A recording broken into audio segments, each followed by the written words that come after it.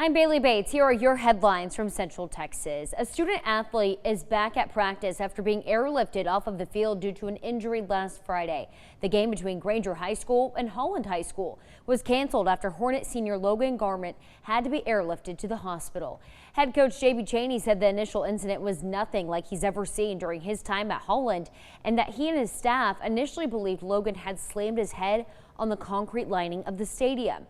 The immediate message to his team and Logan was one about love, family, and community.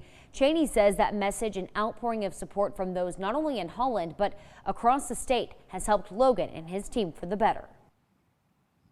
He just got back from the doctor. The doctor let him take his neck brace off, which is a good sign. He has an MRI scheduled soon, so they're waiting on that to, I think, really make any serious diagnosis. After the game, going to the hospital, there was probably 50 to 70 people at the hospital, from most of the senior class to adults to teammates, to just trying to be there to support. Cheney also noted Logan is already back on his feet, and so far all signs point to a positive recovery.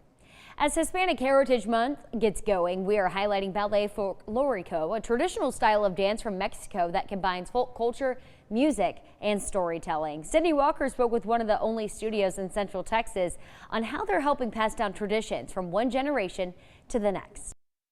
Uno, dos, tres.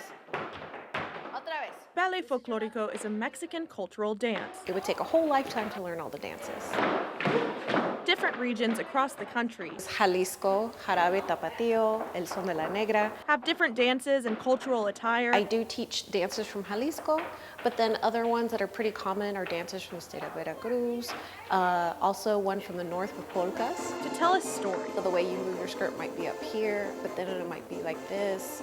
Or it could be sometimes like this to imitate an animal. So that's where all the intricacies come in. Anna Pineda, owner of nonprofit dance studio Tierra Mestiza, learned to dance in DFW when she was 17. When I moved down to this area in 2006, I found there wasn't really a group. She noticed a gap and stepped in to fill it.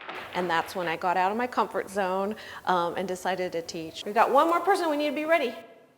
Now, she teaches dancers of all ages and backgrounds. I feel that the kids that attend are learning about the history of Mexico. I explain sometimes why the step is called a certain way, or the history behind the state. Dancers like Jimena Solis, who came to the U.S. from Mexico when she was 5 years old. These dances are like very Mexican, and it reminds me a lot of Mexico because when my mom was in Mexico and she was very little, she used to do this, and now she's doing it here. ¿Sabe metatarso?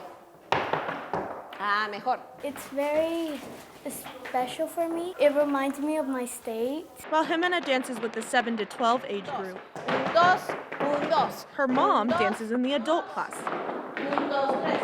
And actually I've had a lot of individuals that are older after they've had kids, but they used to dance and they want to go back to it. And so does Ruby Novoa. I started dancing in high school, actually, back in the 90s. Joined the military, and then when I got out, I watched a group in Killeen perform at an elementary school, and I wanted to jump back in.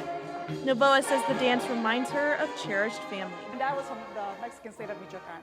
And so this is, for me, is like one way to stay connected to him. And then at one point, my son was even performing here with this group, knowing that that was the only way outside of like what he might learn in high school or at university, that he'd get exposed to this part of our culture is powerful. Ballet folklorico is more than just a dance. It just brought so much joy to my heart that there's a young generation that's eager to learn this. It's a way to entertain It's fun and it's so colorful and vibrant. while learning about who you are. It's a great way to kind of honor heritage.